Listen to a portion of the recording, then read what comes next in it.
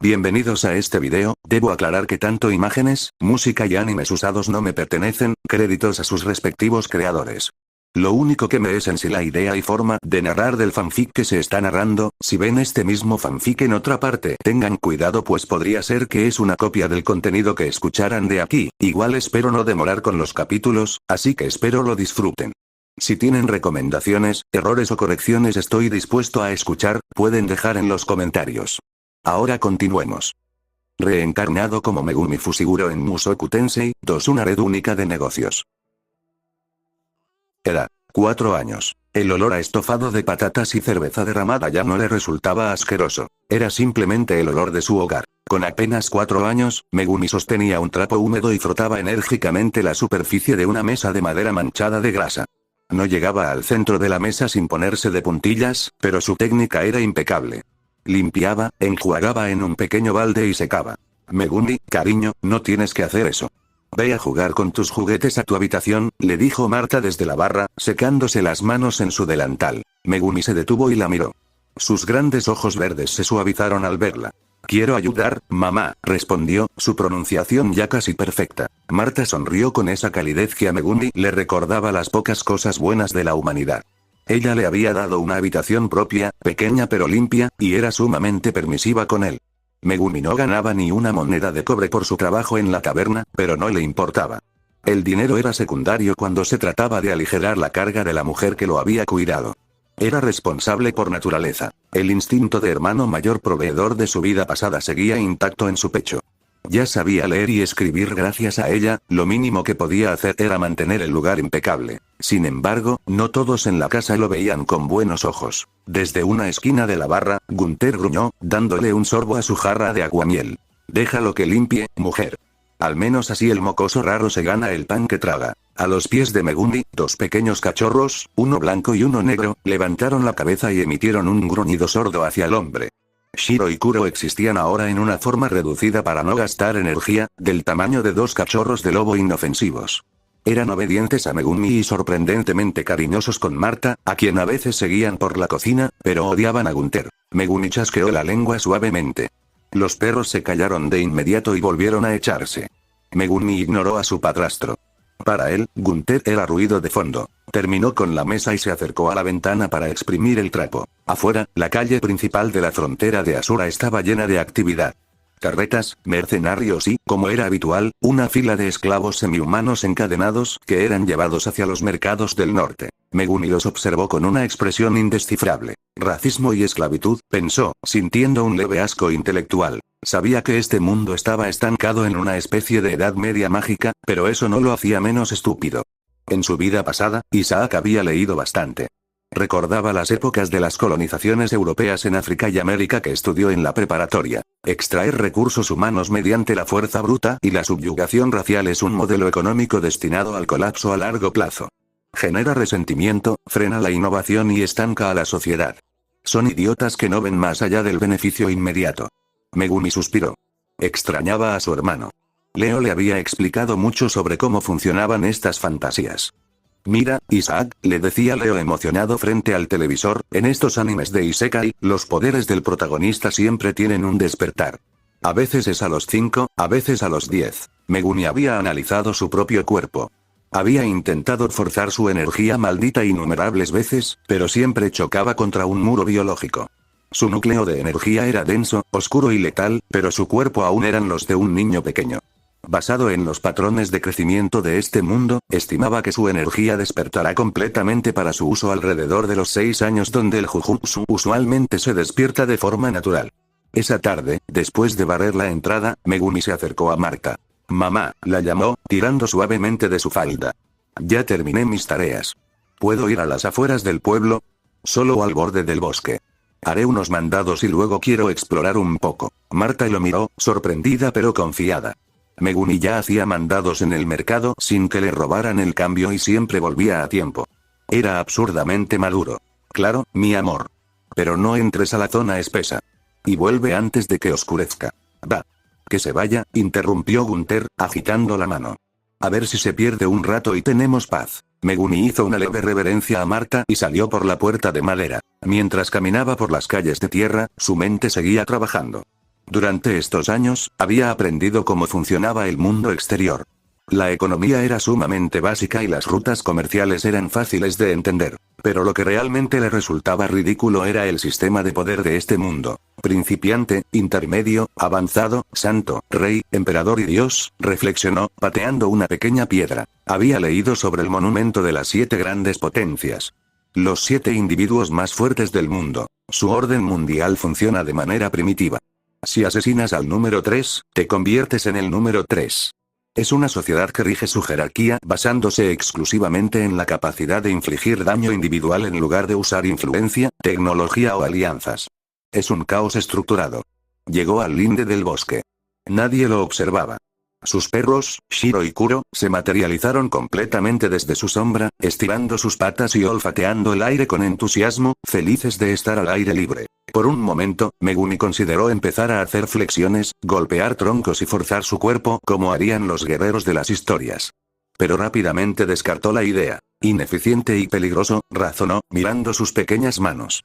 Los huesos de un niño de 4 años aún son blandos, en gran parte cartílago.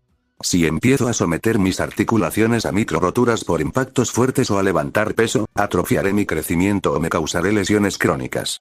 Un cuerpo arruinado no podrá soportar la energía maldita cuando despierte a los 6 años.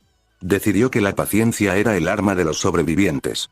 En lugar de destruir su cuerpo prematuramente, usaría este tiempo para algo igual de vital: reconocimiento y sigilo. Megumi se adentró unos pasos en la maleza, manteniéndose en la zona segura. Observó el terreno. Empezó a memorizar los tipos de plantas, los desniveles del suelo, las rutas de escape y los puntos ciegos entre los árboles. Caminaba pisando primero con la punta del pie, intentando no quebrar ni una sola rama seca, practicando cómo moverse en absoluto silencio. Sus perros lo seguían, actuando como radares naturales para cualquier animal o monstruo pequeño. Si no puedo golpear duro todavía, aprenderé a no ser visto. Conocer el terreno es la mitad de la batalla ganada, pensó Megumi, fundiéndose hábilmente con las sombras de los árboles de Asura. Su entrenamiento no era el de un espadachín bruto ni el de un mago ruidoso.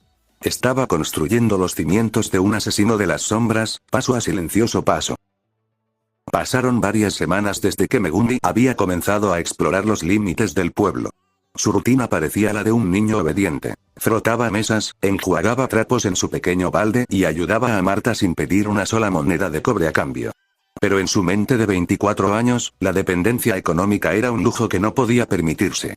Pedirle dinero a su madre adoptiva le resultaba un descaro. Él estaba acostumbrado a ser el proveedor, no la carga. Extrañaba a su hermano. A menudo recordaba cómo Leo le explicaba las mecánicas de los animes y Isekai frente al televisor. El protagonista siempre debe aprovechar sus conocimientos del mundo moderno, le había dicho alguna vez. Y Megumi estaba dispuesto a seguir ese consejo al pie de la letra. Asura era un reino rico, pero su sociedad y economía estaban estancadas en una edad media mágica. La mayoría de los mercaderes de paso, mercenarios e incluso algunos guardias no sabían leer ni escribir. Y ahí estaba su primer nicho de mercado. Megumi comenzó a acercarse a los comerciantes menores en la plaza del pueblo. Al principio lo ignoraban por ser un niño de 4 años, pero cuando les demostraba que podía leer contratos, calcular porcentajes de ganancia o detectar errores en sus libros de cuentas usando matemáticas básicas de preparatoria, las miradas cambiaban. Empezó a cobrar pequeñas comisiones por solucionar problemas. No pedía mucho, solo unas pocas monedas de hierro o cobre, lo suficiente para que nadie se sintiera estafado, pero lo bastante constante como para empezar a acumular capital. Su primera gran inversión no fue un arma ni comida. Fue una libreta de cuero rústico y un tintero. Esa noche, a la luz de las lunas de este mundo, Megumi se sentó en el suelo de su habitación.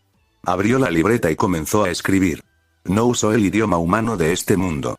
Sus trazos mezclaban el español de su vida pasada con los kanjis japoneses que fluían de la memoria muscular del cuerpo de Megumi Fushiguro. Querido Leo, escribió en la primera página. No era un diario explícito sobre magia o reencarnación, sino un registro de sus pensamientos, finanzas y descubrimientos. Escribir en ese código híbrido garantizaba que, incluso si un erudito de Asura encontraba la libreta, solo vería garabatos incomprensibles. Era su espacio seguro, su ancla a su humanidad anterior. Cuando terminó de escribir, sopló la tinta para secarla. Iba a esconder la libreta bajo el colchón, pero su mirada se desvió hacia la sombra que proyectaba la vela.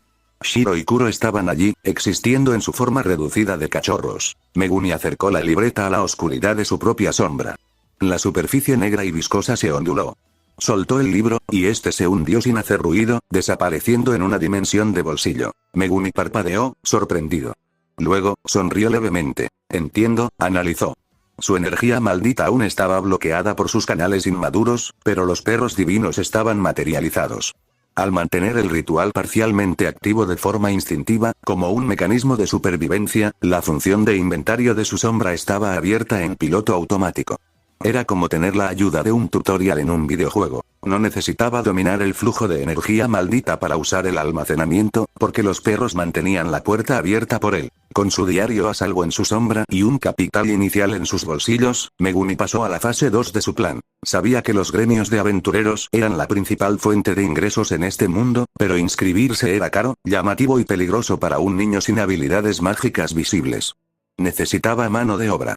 Necesitaba un gremio, pero uno que operara bajo sus propias reglas. La calle estaba llena de recursos desperdiciados. Niños huérfanos, pequeños hombres bestia marginados y mendigos que eran ignorados por la sociedad. Megumi se acercó a ellos. No con lástima, sino con una oferta de negocios. Ustedes conocen los callejones mejor que los guardias, les dijo un día a un grupo de niños harapientos detrás del mercado. Yo consigo los trabajos. Ustedes hacen las entregas, buscan objetos perdidos o limpian establos.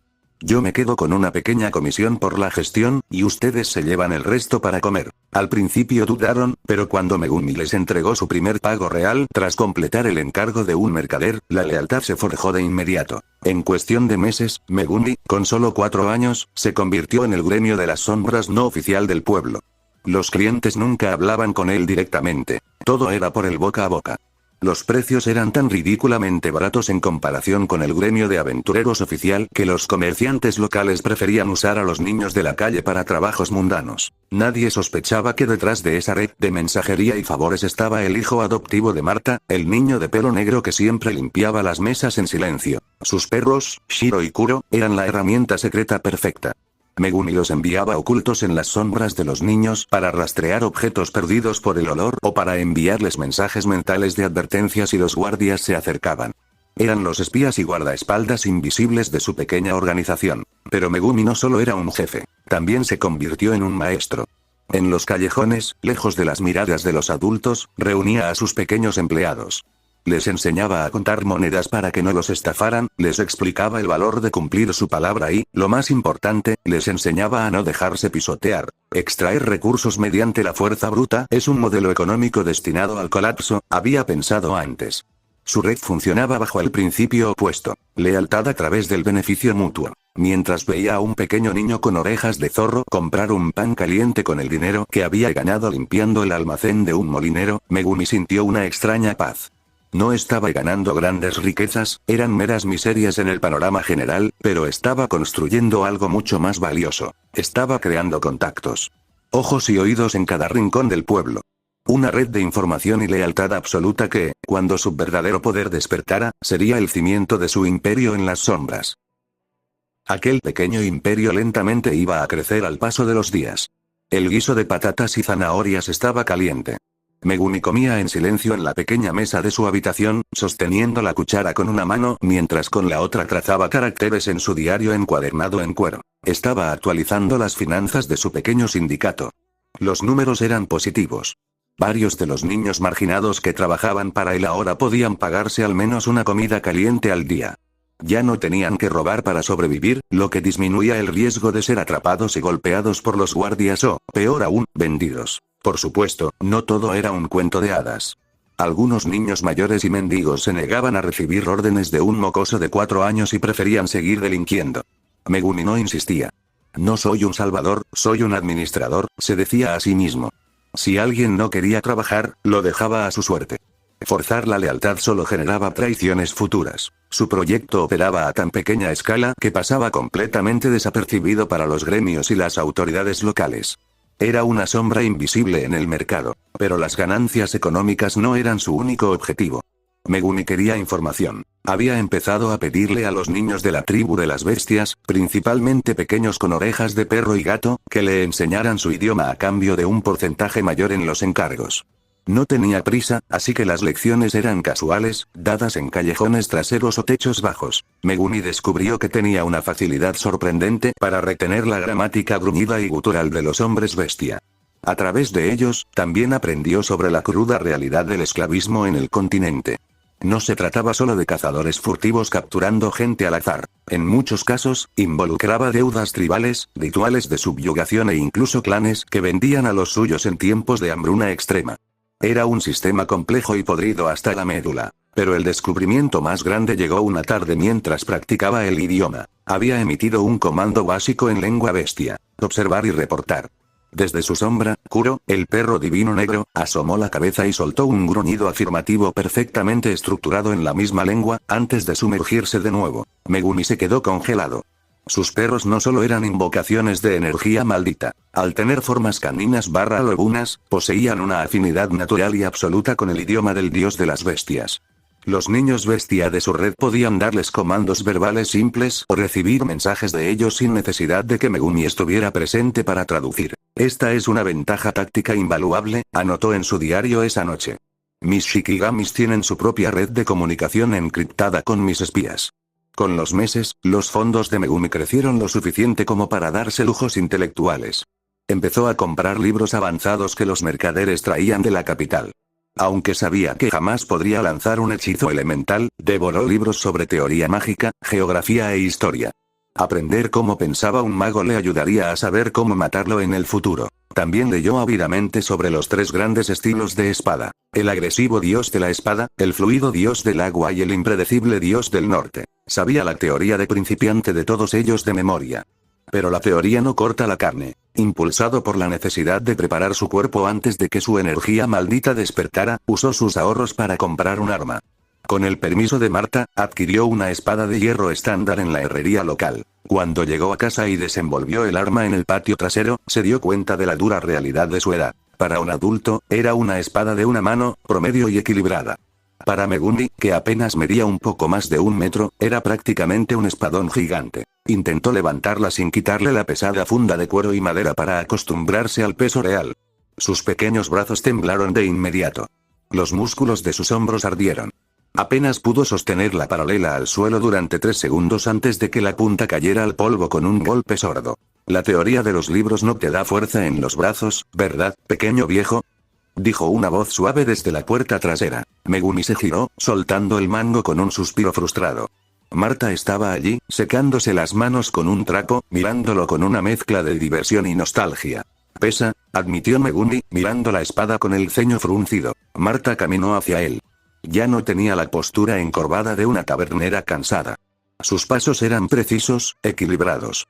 Se agachó, tomó la espada enfundada con una sola mano y la levantó como si fuera una pluma. Es un buen acero. Pero estás intentando usar la fuerza de tus hombros para levantarla. Eres un niño, Megumi. No tienes fuerza. Tienes que usar el centro de tu cuerpo, tu núcleo, para que la espada sea una extensión de ti, no un peso muerto. Megumi la miró a los ojos, recordando lo que sabía de ella. Había sido aventurera, sí, pero nunca le había preguntado los detalles.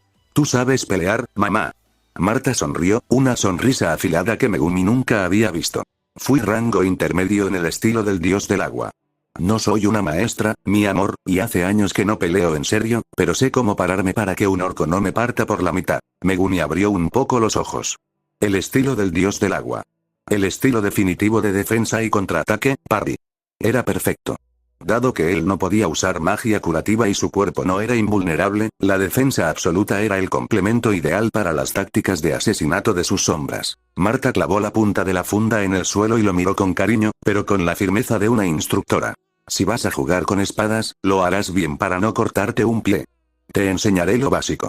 Respiración, postura y flujo. Megumi asintió de inmediato, colocándose frente a ella. Había leído la teoría de los niveles principiantes, pero ahora iba a sentirla en sus músculos. Adoptó la postura inicial que había visto en las ilustraciones de sus libros, pero Marta se acercó y, con suavidad, le corrigió los pies, bajó su cadera y alineó sus hombros. El agua no choca contra la roca, Megumi.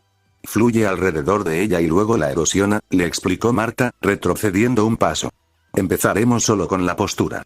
Manténla hasta que te quemen las piernas. Bajo el sol de la tarde, Megumi empezó su camino marcial. Todavía era débil. Su energía estaba dormida. Pero con la instrucción de su madre, un libro en la cabeza y un imperio callejero en las sombras, Megumi estaba afilando sus colmillos no para conquistar, sino para obtener información de ese mundo. Los aliados eran importantes y eso sería innegable para él. Meses más tarde, con un Megumi de 5 años. El dinero, al igual que el agua, siempre busca el camino de menor resistencia. Mientras las pandillas de los callejones perdían el tiempo rompiéndose la nariz por el control de 3 cuadras de barro, Megumi se dedicaba a acumular.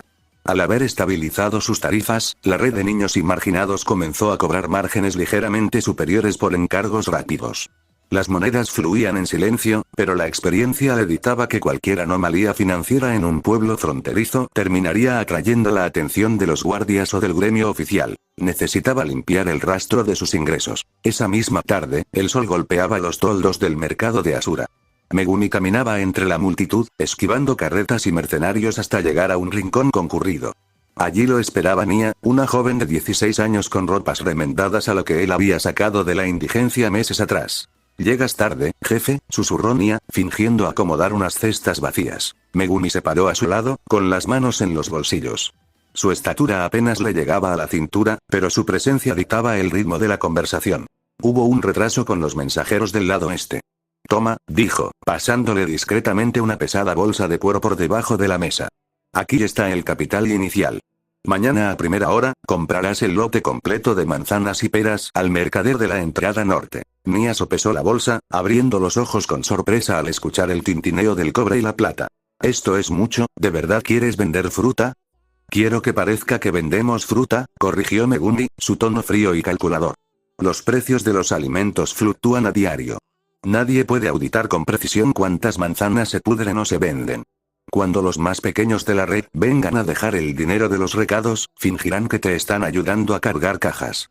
Mezclarás ese dinero con las ganancias de la fruta». Nia asintió lentamente, comprendiendo la brillantez de la tapadera. Ante los ojos del pueblo, ella era solo una huérfana emprendedora, y los demás niños, sus ayudantes. Megumi, el cerebro de todo, seguiría siendo un simple niño invisible. Al caer la noche, Megumi se encontraba en el patio trasero de la taberna. El peso de la espada de hierro ya no le resultaba tan abrumador.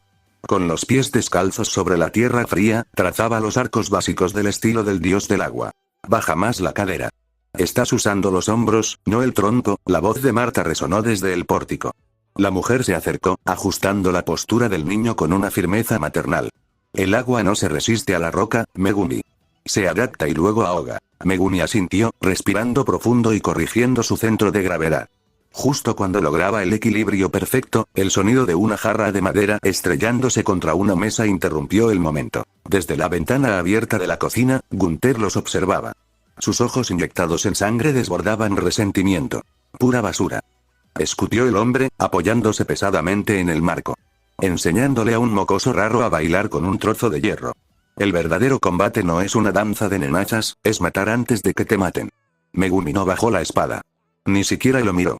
Simplemente apretó el agarre, ignorándolo como si fuera el zumbido de una mosca. Marta, sin embargo, suspiró con pesadez. Caminó hacia Megumi y le bajó el arma suavemente. «No le hagas caso», murmuró ella, con una mezcla de tristeza y lástima. Gunther no siempre fue un tabernero borracho. Megumi alzó una ceja, finalmente dándole su atención a su madre adoptiva.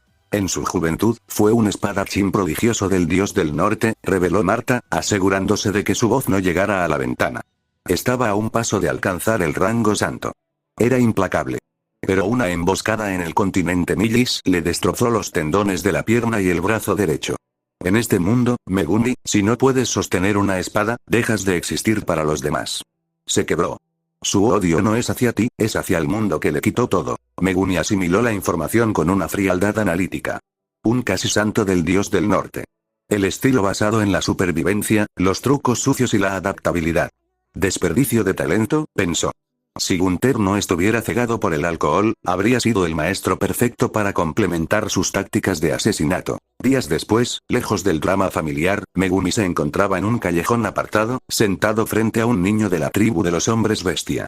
Estaba ampliando su arsenal de la forma más inesperada, aprendiendo idiomas. «Grrrrak», gruñó el niño con orejas de perro, señalando un trozo de carne seca. «Grrrrak, significa comida o presa», repitió Megumi, su pronunciación casi perfecta. Había descubierto que el lenguaje bestia tenía dos vertientes, la estructurada para hablar entre ellos, y la instintiva para comunicarse con animales. Para poner a prueba una teoría, Megumi chasqueó los dedos. Su sombra se alargó, y de ella emergió la cabeza negra y amenazante de Kuro. El niño bestia dio un salto hacia atrás, aterrado. Pero Megumi simplemente señaló el trozo de carne. Kuro miró al chico y, desde el fondo de su garganta oscura, emitió el sonido exacto. GRRRAC. El niño bestia se quedó boquiabierto. Megumi sonrió de medio lado. La sinergia era absoluta. Al tener forma de cánidos, sus shikigamis poseían una afinidad perfecta con el idioma primitivo. Se acababan de convertir en mensajeros indetectables que podían hablar directamente con sus espías de los callejones. Esa misma noche, de vuelta en su cuarto, Megumi documentó todo. A la luz de una vela, su pluma trazaba caracteres en español mezclados con kanjis japoneses sobre las páginas de cuero. Los ingresos están asegurados. El entrenamiento avanza. Kuro y Shiro son más útiles de lo que pensé, Leo. Escribirle a su hermano en aquel idioma inquebrantable era su ancla a la cordura. Al terminar, simplemente dejó caer el libro sobre su sombra. Esta se onduló como un estanque negro y devoró el diario. Un inventario infinito y seguro, pero a pesar de dominar su entorno, su mayor arma seguía amordazada. Megumi se sentó en el suelo, cruzó las piernas y cerró los ojos. Intentó, por enésima vez, forzar la salida de su energía maldita. Sentía el núcleo denso y tóxico ardiendo en su interior, pero sus canales infantiles se negaban a abrirse.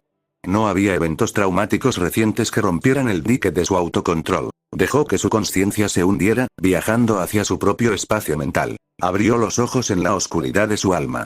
Se encontraba de pie sobre aguas negras y viscosas, contemplando una estructura inmensa que se alzaba frente a él. Un grotesco templo de madera podrida, adornado con cráneos deformes y montañas de huesos blancos bajo un cielo teñido de rojo sangre. El santuario malévolo. El dominio absoluto del rey de las maldiciones, Ryomen Sukuna, ahora yacía inactivo en las profundidades de su ser. Si la huella cósmica le había otorgado las 10 sombras, también le había heredado este potencial de masacre pura.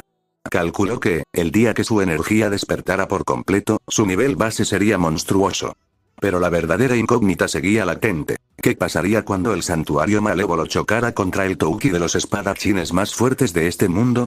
Megumi exhaló lentamente en la vida real, abriendo los ojos en su oscura habitación. Aún no era el momento de averiguarlo. El mundo exterior podía moverse a su propio ritmo, pero él estaba construyendo su imperio en silencio, afilando sus colmillos pacientemente en la oscuridad.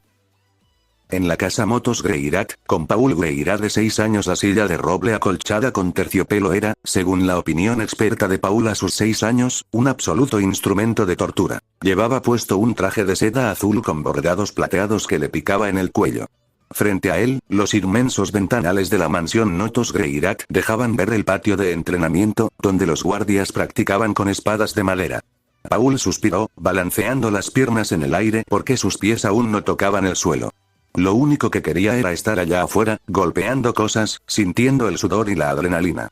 Su cuerpo, un prodigio natural para los 3 estilos de la espada, le pedía movimiento a gritos. En cambio, estaba atrapado en el despacho de su padre. Amaranth Motos Greirat, el imponente cabeza de familia, estaba sentado detrás de un inmenso escritorio de caoba.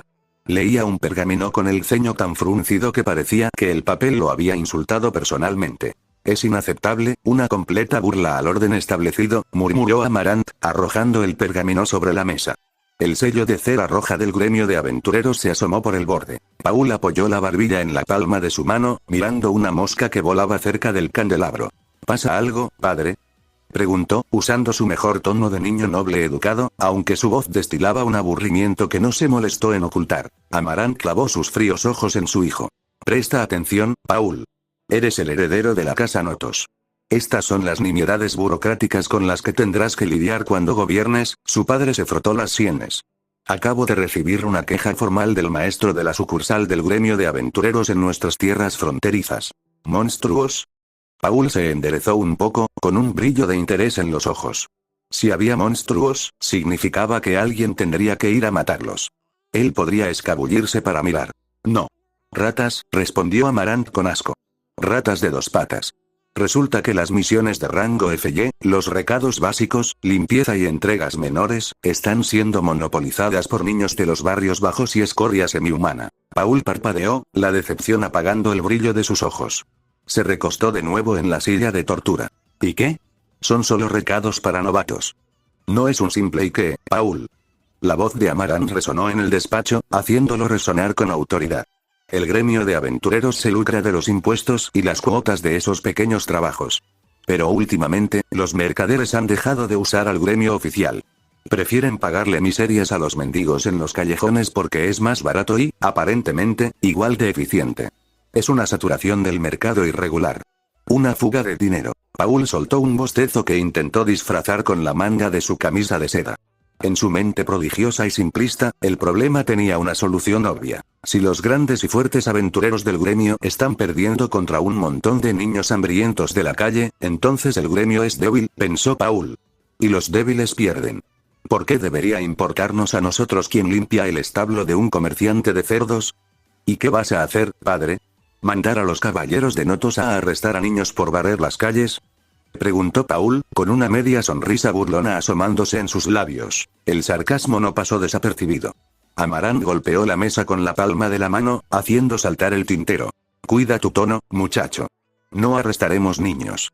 Pero si esta organización invisible sigue creciendo y saltándose las leyes comerciales de Asura, tendré que enviar a una unidad de inspección para desmantelar de raíz a los adultos que los estén manipulando. Es una cuestión de control. Paul asintió lentamente, aunque su mente ya estaba a kilómetros de allí. Toda esta charla sobre monopolios, ingresos, gremios y control territorial le revolvía el estómago mucho más que el olor a humedad. Para él, los nobles de la capital eran estúpidos. Se ahogaban en vasos de agua llenos de monedas de cobre mientras el mundo exterior estaba lleno de espadachines, magia y libertad. De hecho, una pequeña parte de Paul sintió curiosidad, e incluso un poco de respeto, por quien fuera que estuviera humillando al gran y orgulloso gremio de aventureros desde las sombras de un callejón. Le parecía divertido. Entiendo perfectamente, padre. La economía debe protegerse y todo eso, dijo Paul, poniéndose de pie de un salto, incapaz de contener más su energía. Ahora, si me disculpas, el maestro de espada me está esperando. Tengo que practicar mis bloqueos del dios del agua. Amaranth lo miró con una mezcla de orgullo por su talento marcial y profunda decepción por su falta de tacto político. Vete. Pero recuerda, Paul, el talento con la espada no es suficiente para gobernar. Algún día tendrás que aprender a sentarte en esa silla. Prefiero cortarme un brazo antes que pudrirme en esa silla, pensó Paul mientras salía rápidamente del despacho sin mirar atrás. Caminó por los pasillos adornados con tapices, aflojándose el cuello de la camisa tan pronto como estuvo fuera de la vista de los guardias de su padre. El mundo de la nobleza le asfixiaba. Soñaba con el día en que pudiera escapar de esa mansión, dejar de lado el apellido Notos Greirat y lanzarse a las calles o a los caminos del mundo, donde la fuerza dictaba las reglas, no los pergaminos ni las quejas de un gremio que lloraba por perder unos cuantos trabajos de rango E. Poco sabía Paul que la causa de ese pequeño dolor de cabeza burocrático era un niño de 5 años, un año menor que él, que ya estaba jugando al ajedrez con la economía de Asura mientras él apenas aprendía a sostener una espada de madera. El negocio de las frutas funcionaba con la precisión de un reloj moderno. Nia, la joven que Megumi había puesto a cargo, resultó ser no solo gentil y carismática con los clientes, sino también sumamente leal. El puesto en el mercado siempre tenía fruta fresca y, detrás de las cortinas de la pequeña carpa, los números cuadraban a la perfección. Para alguien que en su vida pasada había lidiado con facturas médicas asfixiantes y préstamos estudiantiles, la economía básica de Asura era un juego de niños. Megumi calculaba los impuestos comerciales en su cabeza antes de que el recaudador del pueblo siquiera sacara su ábaco. Rellenaba los formularios con una caligrafía impecable, asegurándose de que la fachada fuera hermética. Teóricamente, el negocio era 100% legal. Las autoridades veían un puesto próspero que pagaba sus tributos a tiempo. Nadie sospechaba que cada manzana vendida lavaba las monedas de cobre que su red de marginados ganaba en las calles. Con su imperio subterráneo estabilizado y funcionando en piloto automático, Megumi pudo centrar toda su atención en su mayor debilidad actual, su propio cuerpo. Era una tarde nublada. En el patio trasero de la taberna, el aire silbaba cada vez que Megumi balanceaba la pesada espada de hierro. Ya no temblaba. Sus músculos, curtidos por la disciplina constante, movían el arma con una agilidad sorprendente para un niño de 5 años. Trazaba los bloqueos y desvíos con una fluidez que recordaba a un río esquivando las piedras. Marta, sentada en un barril de madera cercano, lo observaba con los brazos cruzados y una expresión ilegible. Cuando Megumi terminó su secuencia, bajó la espada y controló su respiración, exhalando el aire caliente. «Eres un monstruo, ¿lo sabías?», dijo Marta de repente, rompiendo el silencio. Su voz no tenía malicia, sino un asombro genuino. Llevas entrenando poco más de un año. Si evaluara solo tu técnica y la forma en que lees los movimientos, te daría el rango intermedio del dios del agua ahora mismo. Megumi la miró, limpiándose el sudor de la frente. Sabía que venía un pero. Pero, continuó ella, confirmando sus sospechas, tu cuerpo sigue siendo el de un niño pequeño. No tienes la fuerza física para detener un golpe real de un orco, y mucho menos posees Touki. Si intentas bloquear un ataque pesado sin el aura de batalla, tu técnica será perfecta, pero tus huesos se harán polvo igual. Megumi asintió. Era la cruda realidad de la biología contra la magia. Marta se inclinó hacia adelante, apoyando los codos en las rodillas. Su mirada se volvió inusualmente seria. Dime algo, Megumi. Con todo este esfuerzo, ¿tú quieres ser un aventurero cuando crezcas? El niño de 5 años clavó la punta de la espada en la tierra y lo pensó por un segundo. Su objetivo real era sobrevivir, proteger a los suyos y amasar el poder suficiente para que nadie pudiera aplastarlo. Pero sabía qué respuesta encajaba mejor con la imagen que Marta tenía de él. Además, una pequeña parte de Isaac, el hermano mayor que se sacrificó por su familia, aún creía en hacer lo correcto. Si puedo ayudar a las personas, me encantaría, respondió Megumi, su tono tranquilo y sincero. Marta sonrió. Una sonrisa cálida, llena de orgullo, como si esas palabras hubieran validado todo el amor que le había dado a ese niño de pelo negro. Sin embargo, el momento fue interrumpido por el crujido de la puerta trasera. Gunther estaba parado en el umbral. No llevaba su habitual jarra de aguamiel, ni apestaba a alcohol barato. Estaba apoyado en su bastón, pero su postura era diferente. Su mirada, normalmente nublada por el resentimiento y la ebriedad, estaba afilada, lúcida y clavada directamente en Megumi. Por primera vez desde que Megumi tenía memoria, el tabernero lo miraba con auténtico interés marcial, evaluándolo como a un guerrero, no como a una molestia. Gunther cojeó un par de pasos hacia el patio. Sus ojos recorrieron la postura de Megumi, la forma en que sostenía el arma y la distribución de su peso. «Ese no es tu estilo», gruñó Gunther, su voz áspera pero firme, carente de los arrastres típicos de un borracho. Megumi alzó una ceja, genuinamente sorprendido por la claridad en las palabras del hombre. «El estilo del dios del agua está bien para defenderse», continuó Gunther, deteniéndose a un par de metros de él. «No tengo problemas con que aprendas otros estilos. Conocerlos te mantendrá vivo. Pero eres calculador. Eres frío. No tienes el honor de un caballero idiota ni la paciencia pasiva de un monje del agua. El estilo del dios del norte será el más adecuado para ti». Megumi se quedó en silencio, procesando la afirmación. El dios del norte. El estilo que priorizaba la supervivencia, la adaptabilidad, el uso del entorno y los trucos sucios sobre cualquier postura elegante. Era, de hecho, la filosofía exacta del Jujutsu. Ganar a cualquier costo. Megumi miró de reojo a Marta, esperando que ella interviniera para defender su propio estilo. Pero, para su sorpresa, Marta simplemente se puso de pie, sacudiéndose el delantal. Tenía una sonrisa cómplice en el rostro. «Hazle caso, pequeño viejo», dijo ella, haciéndole un gesto a Megumi para que le prestara atención a Gunther. «Te he enseñado toda la teoría y la técnica base que conozco. Mi límite es el rango intermedio. Ya no puedo enseñarte nada más que no sea repetición». Marta caminó hacia la puerta de la taberna, deteniéndose un segundo al lado de su esposo para ponerle una mano en el hombro antes de entrar. Megumi volvió su atención a Gunther. El hombre que alguna vez estuvo a un paso de ser un santo de la espada levantó su bastón de madera, apuntando directamente al pecho del niño. La presión en el aire cambió. Incluso sin Touki, la intención asesina de un veterano llenó el patio. «A partir de hoy, mocoso, yo seré tu tutor», sentenció Gunther, con una media sonrisa afilada asomándose en su rostro cicatrizado. «Te voy a enseñar a pelear como un verdadero demonio». Megumi sacó la espada de la tierra, adoptando una guardia instintiva. Una seriedad enorme cruzó también por el rostro del niño. Al fin, el verdadero entrenamiento iba a comenzar. Perspectiva de Itogami, el dios humano, ubicación. El mundo vacío.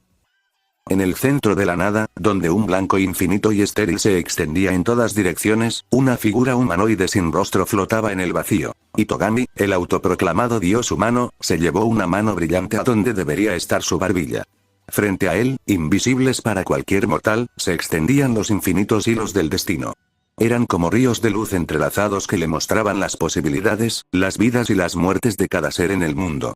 Él era el gran tejedor, el maestro absoluto de este tablero de ajedrez cósmico. Normalmente, leer el futuro era tan fácil como respirar.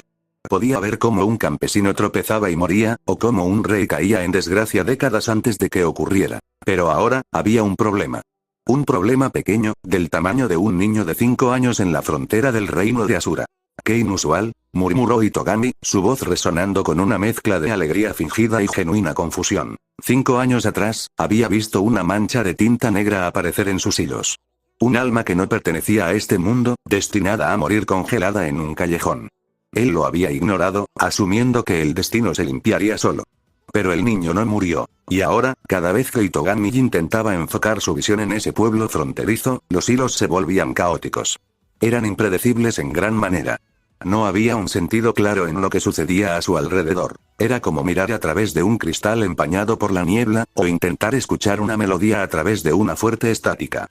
Podía captar imágenes fragmentadas. El niño limpiando mesas, un mercado de frutas que movía más dinero del que debería, un tabernero tullido levantando una espada, pero no podía ver el porqué ni el hacia dónde se dirigían esas acciones a largo plazo. La energía negativa y densa que habitaba en el interior de ese chico, algo que Itogami no comprendía del todo, pues no era maná, actuaba como un bloqueador natural de su clarividencia. Interesante. Muy interesante, dijo, frotándose las manos sin rostro. ¿Debería intervenir directamente? Pensó en sus apóstoles. Pensó en mandar a GS, el demonio mono que siempre le era tan útil para infiltrarse y recopilar información. GS podría ir a esa taberna, pedir una cerveza y observar al chico. Pero Itogami sacudió la cabeza, descartando la idea de inmediato. No, no. GS es demasiado valioso. Tiene otras tareas importantes preparando el terreno para el futuro. Desperdiciar a mi mejor carta, o a cualquiera de mis candidatos principales, en un niño que ni siquiera puede usar magia elemental es un riesgo innecesario. A pesar de la estática, lo poco que Itogami lograba vislumbrar no parecía ser una amenaza inminente. Veía a un niño débil levantando una espada de hierro, esforzándose por ganar músculo. No veía a un guerrero capaz de partir montañas, ni a un hechicero capaz de alterar la geografía. Desde su perspectiva divina, el chico era solo una mosca extraña, no un dragón. Manipularé a un par de externos, decidió Itogami, riendo suavemente. Un mercader ambicioso por aquí, un aventurero de poca monta por allá. Les daré un pequeño consejo en sus sueños para que pasen por ese pueblo. Ellos serán mis ojos ciegos. Me traerán la información sin saberlo. Flotó de espaldas en el espacio blanco, relajándose. En realidad, cuanto más lo pensaba, más le atraía la anomalía. Si él no podía leer el destino de ese chico de pelo negro, significaba que Orsted, el maldito dios dragón, probablemente tampoco podría predecirlo. Quizás pueda usarlo, susurró Itogami, con una sonrisa invisible formándose en su rostro blanco. Si logro guiarlo sin que se dé cuenta, un peón fuera del tablero podría ser la herramienta perfecta para apuñalar a mis enemigos por la espalda. Sin embargo, una pequeña chispa de ansiedad, fría y punzante, se instaló en el fondo de su ser inmortal. Él era el dios de la certeza.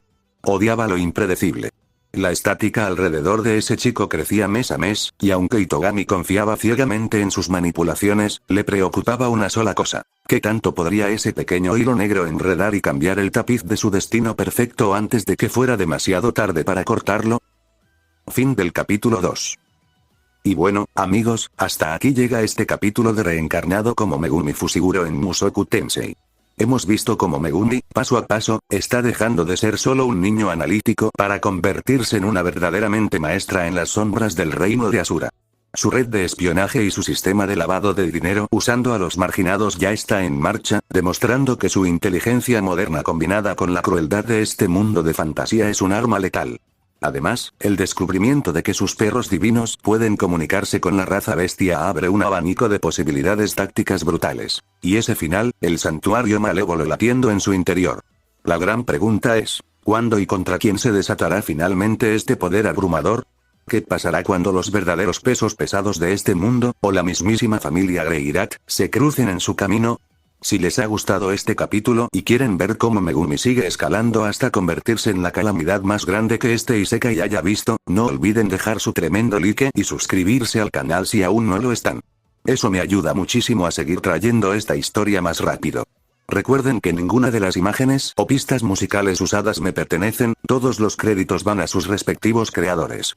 Compartan el video con otros fans de Jujutsu Kaisen y Mushoku Tensei.